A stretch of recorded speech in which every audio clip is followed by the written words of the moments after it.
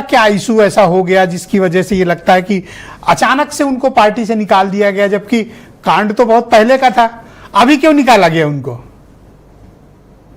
देखिए, ये लोग देखते हैं, समय का इंतजार करते हैं कि ये देखते हैं कि समय आएगा तो उसका हम माइलेज लेंगे निकाल करके, लेकिन वो माइलेज लेने के चक्कर में वो खुद ही धराशायी हो जाते हैं और किरकिरी करा लेते हैं, बदनामी करा लेते हैं और समाज में अपनी चेहरा जो है वो चेहरा को प्रेजेंट कर देते हैं कि हम अति पिछड़े विरोधी हैं।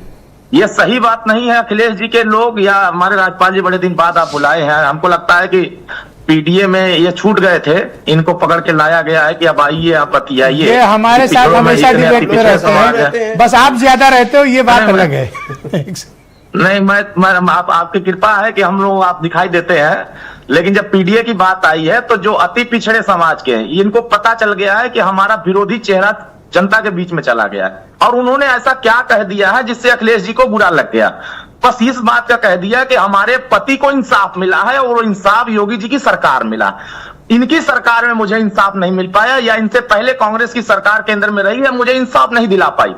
अब वो इंसाफ की बात कर रहे थे, इसका मतलब अखिलेश जी को या समाजवादी पार्टी को इंसाफ पसंद नहीं है। उनको पसंद है आतंकवादी परस्त, उनको पसंद है कि हम गुंडागर्दी करने वालों के साथ रहे, अपराधियों के साथ रहे, ये उनको पसंद समझ में आ रहा है। अब पीडीए की जब बात आती है तो फर्जी पीडीए जब देते हैं तो न तो उनके यहाँ निषाद साथ रहता है, न पाल साथ रहता है, न प्रजापति साथ रहता है, न राजभर साथ रहता है, न पटेल साथ रहता है, न मौर्य साथ रहता है। ये बात खाली जुबान पर करते हैं। ये सब सही है, मैं तो गाँव घूमता हूँ, आप देख रहे हैं, जब मैं आपसे बात कर रहा हूं तो मैं गांव से कार्यक्रम करके ही आपके सामने बैठा हूं। तो मुझे लगता है कि फर्जी पीडीए की वास्तविक लड़ाई देश के प्रधानमंत्री जी ने फैक्ट रखना चाहता हूं आपके समक्ष, को संवैधानिक दर्जा दिया था।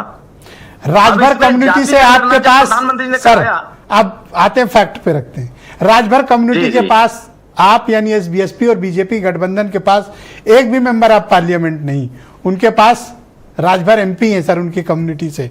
आपने कहा निषाद उनके साथ नहीं है, 2-2 सीटों पर निषाद उनके लोकसभा के सांसद हैं। इन लोगों को पार्टी से हटा दीजिए और 500 लोगों को इकट्ठा करने के लिए बोल दीजिए, 500 लोग नहीं इकट्ठा कर पाएंगे। पार्टी के नाम पर जितना तिकड़म बैठाना हो, जितना झूठ बोलना हो वो बोल लें। इनकी खुद की कोई दम नहीं है, खुद की कोई क्षमता नहीं है। ये वो भी जानते हैं कि हमें पार्टी से किनारे कर दीजिए, 100 आदमी हमारे साथ नहीं रहेंगे, ये सच्चाई है। लेकिन जब रोहिणी आयोग की बात होती है, अति पिछड़ों के भला की बात आती है, तो ये जितने जीते, तो ये बताओ कि पूजा पाल को निकालने का संदेश क्या गया? अभी जो टाइमिंग थी निकालने की, उसका संदेश गडरिया कम्युनिटी में क्या गया? बहुत बुरा चला गया है कि अखिलेश यादव अति पिछड़े विरोधी है। ये तो हम तो पहले से कहते आए हैं कि अति पिछड़े विरोधी है। ये जब सत्ता में रहते हैं तो न पाल, प्रजापति, राजभर किसी अति पिछड़े समाज को ना तो सामाजिक हिस्सेदारी देते हैं, न राजनीतिक हिस्सेदारी देते हैं, ना ही इनको नौकरियों में हिस्सेदारी देना चाहते हैं। आज पूरे उत्तर प्रदेश के 75 थाने पर देखेंगे तो इनकी बिरादरी अखिलेश जी की दिखाई देगी, लेकिन उसमें ये अति पिछड़े लोगों को क्यों नहीं दिखाई देते हैं? इसका अच्छा, एक आउट ऑफ सिलेबस क्वेश्चन है, को वास्तव में नहीं दिया।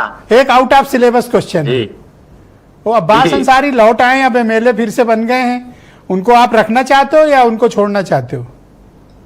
देखिए, वो विषय हमारा नहीं है। क्यों नहीं है? आपके एमएलए हैं, आपके सिंबल पर एमएलए हैं, रखना है कि छोड़ना है? हमारा सिंबल है, हमारा सिंबल जब तक वो रहेंगे तब तक दिखाई देगा निर्वाचन के साथ। लेकिन उनकी राजनीतिक जो चल रही है कार्यक्रम, वो समाजवादी पार्टी के साथ चल रही है, जो कि जग जाहिर है। इस पे बार बार माननीय ओम प्रकाश अभी आपके लेकिन पिताजी और पार्टी के अध्यक्ष ने कहा वो हमारे विधायक हैं, हमने तो पहले ही कहा था, अब आप कह रहे हो कि नहीं है। संवैधानिक रूप से नहीं, संवैधानिक रूप से तो हमारे है ही है। धन्यवाद सर। अगर आप संवैधानिक रूप से देखेंगे तो हमारे हैं। बहुत शुक्रिया आपका, धन्यवाद। मैं प्रियंका गुप्ता जी को इनवाइट करता हूं, उत्तर प्रदेश में कांग्रेस कमेटी की प्रवक्ता हैं। प्रियंका जी, आपका